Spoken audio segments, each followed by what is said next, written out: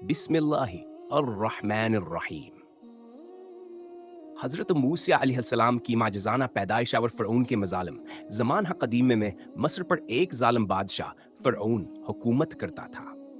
फ़िरौन ने ख्वाब देखा कि बनी इसराइल में से एक चेकचा पैदा होगा जो वास के सल्तनत को ख़त्म कर देगा।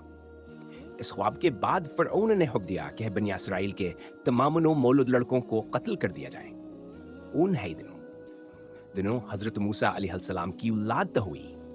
इनकी वालिद हबत परेशान थे कि आने का बीटा फ़िरऔन के सिपाहियों के हाथन हल्क जाए। अल्लाह ताला ने इनके दिल में वही की, अपने बेटे को एक संदूक में रखकर दरियाए नील में डाल दो, हम इसे महफूज रखेंगे और वो तुम्हारे पास वापस लौटेगा।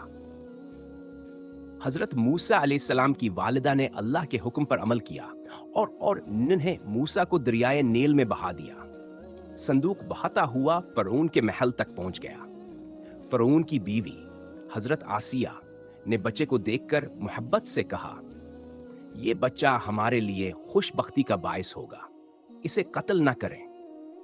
फ़िरौन ने हजरत आसिया की बात मान ली और इस तरह हजरत मूसा अलैहिस्सलाम फ़िरौन के महल में पलने लगे। हजरत मूसा अलैहिस्सलाम की वालिदा का माजिज़ाना तौर पर दोबारा मां बनना। हजरत मूसा अलैहिस्सलाम को दूध पिलाने के लिए कोई दाया कबूल नहीं हो रही थी। हजरत मूसा की बहन जो संदूक का पीछा कर रही थी, फ़िरौन के महल में आए और कहा, मैं एक ऐसी औरत को जानती हूं जो इस बच्चे को दूध पिला सकती है। यह सुनकर फ़िरौनी के महल से पैगाम भेजा गया और हजरत मूसा अलैहिस्सलाम के अपनी वालिदा को महल बुलाया गया। यूं अल्लाह ने हजरत मूसा को उनकी मां की गोद में वापस पहुंचा दिया और वह इत्मीनान के साथ अपने बेटे के प्रोशी करने लगे। हजरत मूसा अलैहिस्सलाम का फ़िरौनी सिपाही को कत्ल करना। जवानी में हजरत मूसा अलैहिस्सलाम माई एक दिन शहर में निकले तो देखा एक बनी इसराइलिया और एक कप्ती फ़िरौन के कौम का झगड़ रहे हैं। बनी इसराइली ने हजरत मूसा से मदद मांगी। हजरत मूसा ने कप्ती को आइकम का मारा, जवात ना जोरदार था कहो हमर गया। हजरत मूसा अलैहिस्सलाम को फौरन एहसास हुआ कि ही गलत हो गया है और उन्होंने अल्लाह ताला से माफी मांगी। फ़िरऔन के दरबार में यह बात पहुंची तो मूसा अलैहिस्सलाम के कत्ल का मंसूब है बनाया गया। मूसा को अल्लाह ताला ने हिदायत दे को हम दीन की तरफ हिजरत करें। मदीन में कयामावर शादी मदीन पहुंचकर हजरत मूसा अलैहिस्सलाम एक कुनवे के करीब पहुंचे, जहां देखा कि कई चरवाहे अपने बकरियों को पानी पिला रहे हैं और दो लड़कियां एक तरफ खड़ी हैं।